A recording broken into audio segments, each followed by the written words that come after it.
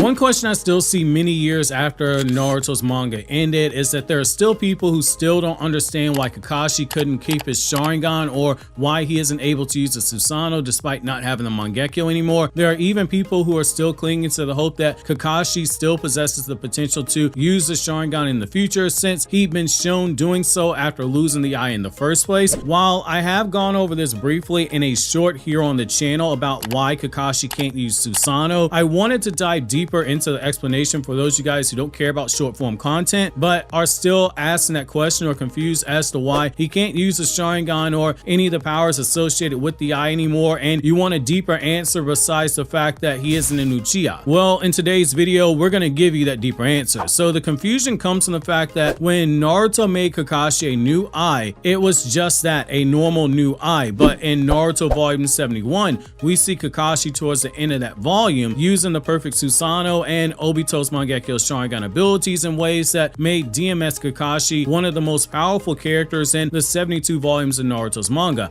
However, there were details missed by people who still ask this question that I want to clear up so we can look at the deeper meaning behind Kakashi no longer being able to use the Sharingan. The whole reason Kakashi could use the mangekyou Sharingan of Obito is because in the manga, while Obito's body is laying there as a pile of ash, Obito's chakra literally flies up from those ashes and directly into Kakashi's eye, connecting with Kakashi on a spiritual level through Obito's chakra. Because again, chakra connects people, which is why you see Kakashi interacting with Obito's chakra ghost. Kakashi was only able to use mangekyou because it was Obito's chakra he was in possession of, which is why Kakashi not only had a dual mangekyou Sharingan, but also access to the small amount of 6-pass power that Obito gained when he was a Jinchuriki for the Ten-Tail. That is why Kakashi could use things like the perfect Susanoo and all the variations of Kamui that he did, as well as use some of the 6-pass chakra. While we don't see Obito use those powers when Obito was alive, because Obito, when he was brought back to life by Naruto, is shown in chapter 683 with a sad look on his face when Naruto's explaining how he brought him back to life, and Naruto can't look him in the eyes because despite Naruto's efforts to heal him using the 6-pass Yang seal, Naruto wasn't able to stop Obito from dying. He was always going to die. He was never going to survive past this battle with Kaguya. Could Obito have joined in that battle with Kaguya? Yes, but that wasn't the intention there. The intention was to rescue Sasuke because there was no guarantee Obito's body would have held up long enough in that battle with Kaguya to defeat her, but based off what Naruto told him about meeting the Sage of 6 Paths and getting that chakra seal, if they managed to get Sasuke and they combined the seal's honor, they had a surefire way to defeat her, which is why he spent his remaining power trying to rescue Sasuke with Sakura's help. Once Kaguya was defeated and Hagoromo takes back the Sun and Moon seals at the start of Naruto volume 72, we see Obito speaking with Kakashi one final time, telling him to promise that Kakashi will be the 6th Hokage and hold the seat until Naruto's ready to be the 7th Hokage. Obito's chakra leaves Kakashi's body so that Obito can go back to the afterlife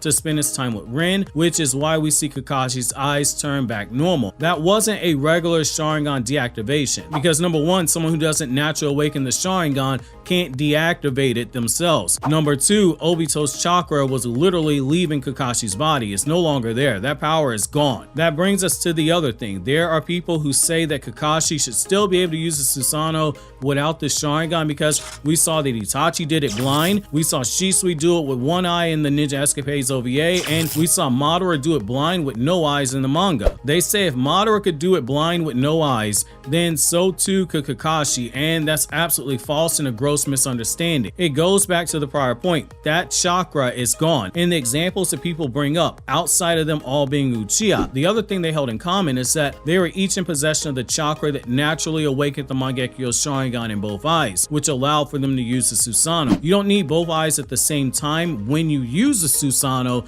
You just need to have awakened mangekyou in both eyes physically inside your body at some point in order to awaken that power, which that's what all three of these people did. That's why Obito, had he wanted to, he would have been able to use Susanoo in Naruto volume 71 because he possessed both eyes physically in his body at one point, which then gave him access to the Susanoo. That's why Obito, when he was Orange Mask Obito, could never use Susanoo because his other eye was in Kakashi's body. So he never actually had both eyes in his body at one point. So that other eye's chakra was not in his body. If he would have given his eyes over to Kakashi, yeah, he could have used an unstable Susanoo like Madara did for a brief period of time. But that was going to be the only way that Kakashi would ever be able to use it. However, he never was the source of the chakra that awakened the mangekyou, and he never had both mangekyou physically in his eyes. It was only there via the spiritual connection that Obito established. However, with that out of the way and that foundation set,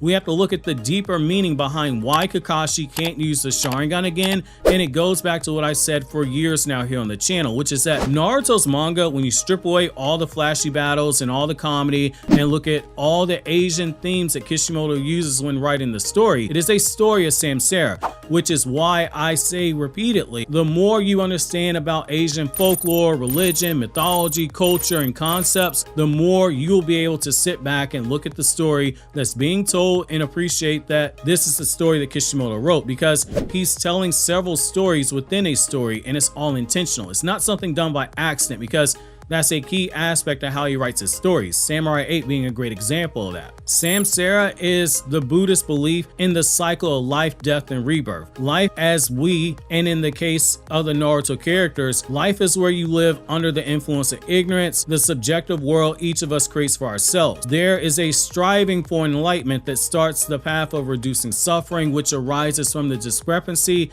between desire and actuality. Many characters inside of Naruto, they're on their own paths to find enlightenment in order to reach nirvana. With Kakashi, we see him on that path, but we also see him physically undergo that cycle of Samsara. He was born as the son of the White Fang. He dies as Kakashi of the Sharingan in the Pain arc, and he's reborn at the end of the Pain arc by being brought back to life by the Rini rebirth. He's shown in Naruto Volume 27 with both of his eyes until he gets one of them cut when he protects Obito. He's shown replacing that damaged eye with Obito's Sharingan. He's shown suffering when he loses the Sharingan when Madara takes it because he's in physical pain. He's shown getting a brand new eye that's created that ends that suffering and is placed into him by Naruto. He's shown getting the Sharingan once again by Obito via a spiritual connection, and he's shown losing the Sharingan when that spiritual connection with Obito's broken. It's a story of Samsara, and Obito is someone who suffered on the opposite end of Kakashi, but eventually broke through that suffering and found enlightenment. Hence, we see him in the spiritual world with Ren Nohara, where it's just them and not any of the other souls in the Pure Land waiting to be reincarnated, because they've gone beyond that cycle of life, death, and rebirth. That's why you don't see Kakashi with the Sharingan anymore. It runs counterproductive to the story of his character that was being told, as he himself is living in this world of suffering, trying to find his version of enlightenment. That's not something that Kakashi would be able to do if he was still in possession of Obito's Sharingan or even able to use any of the powers. This makes even more sense when you look at how in the Boruto era, the story has begun the process of telling the story that goes beyond Samsara, which is a whole nother conversation of itself, which is fitting. Boruto is a sequel to Naruto. If Naruto was a story of Samsara, and so many of the powers that you see, like the 6 Paths of Pain powers, are all linked to Samsara, the sequel series should go beyond it, which it does. Kakashi coming back onto the scene with the Sharingan walks right back into the face of the narrative that was being told here. It's disrespectful. While it would be cool to see Kakashi with both mangekyou Sharingan and still able to use this power, we'd also be seeing Kakashi have to resort to what Gojo did from Jujutsu Kaisen, which is wear a blindfold over both eyes or wear shades that literally nobody else could see using them, in order to tone down the effects of Kakashi using not just a constantly turned on set of Sharingan, but Sharingan that also has 6 Paths power running inside of them. I know there's probably some of you guys who are wondering, well, if Kakashi doesn't have the Sharingan anymore, just how strong is he? And I'll tell you to watch this video on the screen where we go over the facts that confirm he's actually stronger in Boruto than he was in the war arc.